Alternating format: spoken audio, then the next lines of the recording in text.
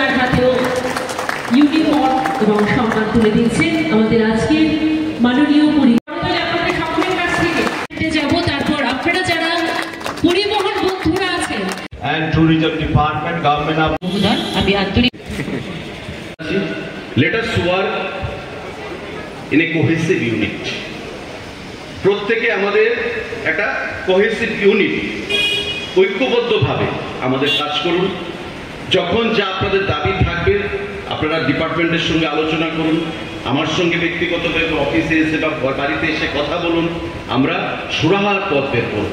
কিন্তু এই এলাকার পরিবেশ যেন নষ্ট না হয় সেই জিনিসটা আপনারা মাথায় রাখবেন।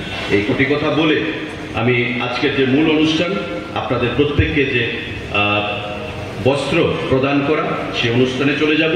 আপনাদের সবাইকে আবার অনেক অনেক নমস্কার জানাচ্ছি।